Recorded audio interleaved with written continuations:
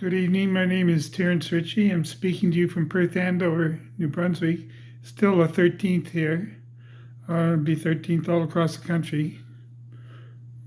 Um, the only time my father died on the cross, he was also reborn there. The only time I saw him face to face this time around was 25 years ago last month, the end of last month, when there was, as you know, a car crash in a tunnel in Paris.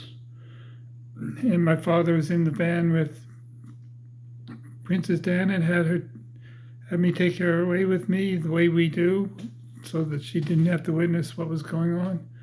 And I wouldn't either. You can divine, if you like the word, what was going on if you look at the London Times for that date.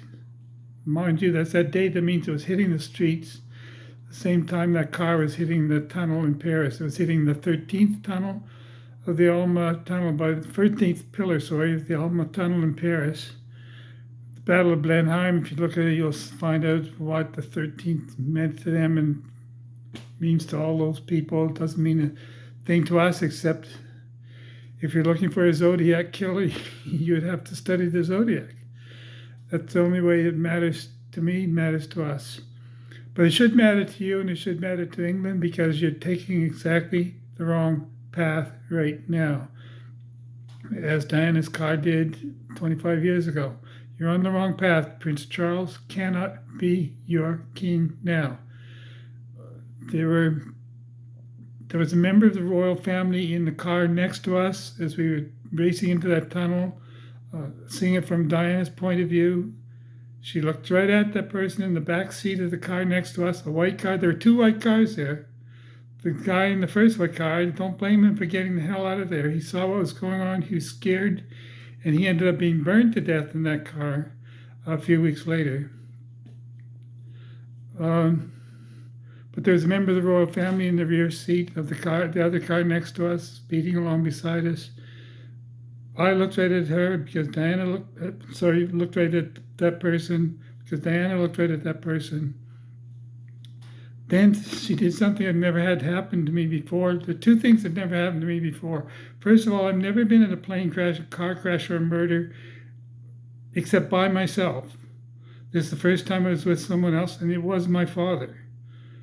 The other thing is, I've never seen anyone do this before, but when I looked right at the person in the rear seat, Diana erased that. She didn't want me to name whoever that is.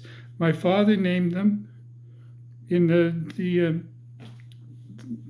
declaration of deposition that he dictated to me the next day. That's in September 25 years ago. And that I signed in Fredericton the day before the Queen died, deposing her.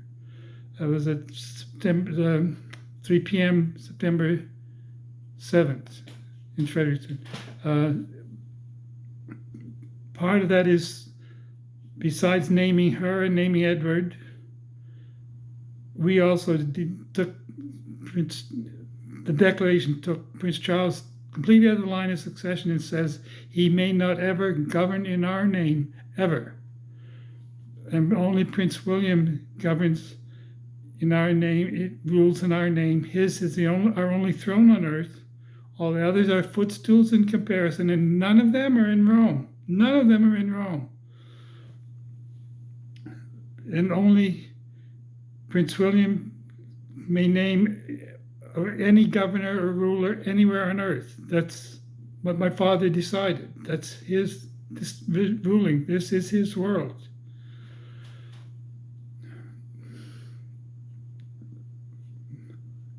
He also said this at the end: should Britain defy this, or not even know about it and defy it, which is still your responsibility, not ours. As long as we proclaimed it, as long as I do things like this, it's not our, doesn't go beyond that for me. This is all I have to do.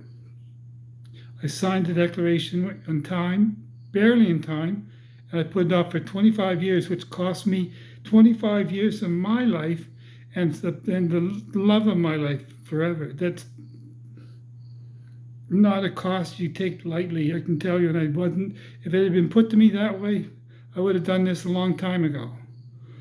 But I thought I could avoid it because I had an ally, one person, you can guess who also didn't want me to name anyone at all. At the end, my father wanted me to say this: we cannot threaten you. We never threaten you. We never target you. That's not our way. We don't do that here on earth. We have a covenant that would be in defiance of a covenant. Even though it was broken that night in Paris, we still have to respect it on our side until this is through. And when it is through, when we're through with this, you want me to say this: your islands are British islands are very important to us. It's where my father walked, where his brother Edward of Wessex ruled. The real Edward of Wessex, not that fool in London. And it's where Churchill and Diana were born and raised, and that they loved and fought for, each in their own way. So we don't feel like threatening in any way, but we can promise you, we can make a promise to you that when we are through here, when we are through with this, you will still have at least as many islands in the sea as you have now. But the seas will be greater. When it's time for you to know what that means, believe me, you'll know what that means. I pray that God will be with you and guide you in this thing and in all things. God was the Father of us all. Note, He is the Father of us all. And my Father, this is my Father's world. God will not otherwise intervene. This is my Father's world. This is my Father's world. And these are His decisions and His own Father's too in this matter. God bless the King.